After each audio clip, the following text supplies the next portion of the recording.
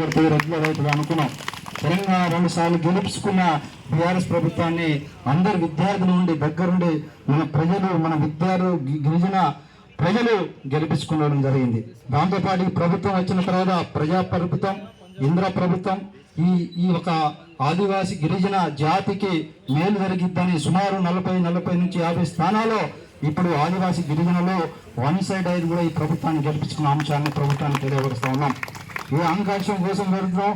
గతంలో నష్టం జరిగింది, ఇప్పుడు మీరు వచ్చారు కదా, ఇది రెగ్యులేట్ చేయాలని కూడా నేను ఇప్పుడు రేవంత్ రెడ్డి ముఖ్యమంత్రిని కూడా నేను ఆ శాఖ, మా శాఖ కూడా ముఖ్యమంత్రి దగ్గర, రేవంత్ రెడ్డి దగ్గర ఉంది కదా, ఇది చేస్తావా చూస్తావా, ఉద్యమం ఉందో, నువ్వు తెలంగాణలో ఉద్యమం ఎలా చేసినావో, ఆ ప్రభుత్వాన్ని ఎట్లా దింపించావు, నీకు ఎలా ఎక్కించినావు, ఆ రోజును కూడా త్వరలో చూపెడతాం. నువ్వు పరిష్కారం చేయగలుగుతావా లేదా అనేది డిసైడ్ చేసుకోవాల్సిన మా శాఖ, ఇది మా మంత్రి శాఖ కూడా సీఎం దగ్గర ఉన్నది. ఇది చాలా బాధాకరమైన విషయం.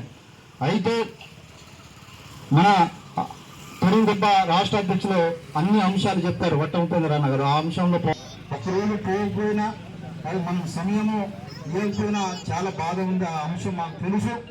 కాబట్టి ఒక బాధ సంస్కారం చేయాలంటే ఈ ట్రైబల్ ఏరియాలో అనేక హక్కులు, రాజ్యాంగమైన హక్కులు ఉన్నాయి. ఆ హక్కులు అమలు చేయమంటున్నాం, కొత్తగా చేయాల్సిన అవసరం లేదు. ఉన్న హక్కు ఎంత సిగ్గుచేటుగా మన ప్రభుత్వం ఆలోచన చేయాల్సిన అవసరం ఉన్నది. ప్రభుత్వమే చిత్తశుద్ధి ఉండాల్సిన ప్రభుత్వమే చిత్తశుద్ధితో పనిచేయాల్సిన అవసరం ఉంది. ఎందుకు ప్రభుత్వాన్ని అడుగుతా అంటే ఆ గత ప్రభుత్వం చేసిన గుణపాఠాన్ని మీరు నేర్చుకోవాల్సిన అవసరం ఉన్నది. ఇప్పటికైనా 1వ తారీఖు నాడు రెగ్యులర్ ఎలా వస్తుందో రెగ్యులర్ జీతం కూడా కాంట్రాక్ట్ ఉద్యోగాలు రావాలని డిమాండ్ చేస్తా ఉన్నాం.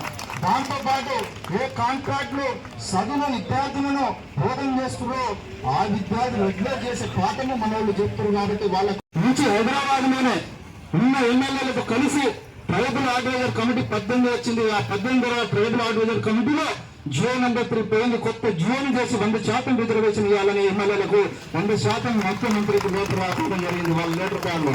దాంతోపాటు అసెంబ్లీలో మాట్లాడినట్టు మనం కూడా మన ప్రయత్నం చేయడం జరిగింది.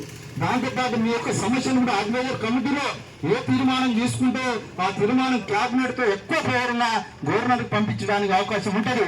కాబట్టి మీ యొక్క డిమాండ్ రెగ్యులర్ ట్రైబల్ అడ్వైజర్ కమిటీలో తీర్మానం చేసి రెగ్యులర్ చేయాలని కూడా నిన్న ముఖ్యమంత్రి బాధ్యత వహించాలి. శాఖ మీ దగ్గర ఉంది కాబట్టి మీరు ట్రైబల్ అడ్వైజర్ కమిటీ పెట్టి వీళ్ళని కూడా 100%లో వాళ్ళకు కూడా ఉద్యోగాలు రెగ్యులర్ చేయడానికి కూడా ప్రభుత్వం ముందుకు రావాలని కూడా ప్రభుత్వాన్ని అప్పీల్ చేస్తా ఉన్నాం. ఇది చాలా అవసరం కూడా.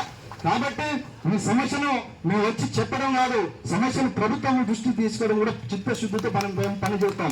ఇవాళ ఉపేంద్ర గారు, అలాగే మన రమణన్న గారు, అలాగే మన పాయ సత్యనారాయణ గారు నాయకత్వాన్ని తీసుకొని మళ్ళీ హైదరాబాద్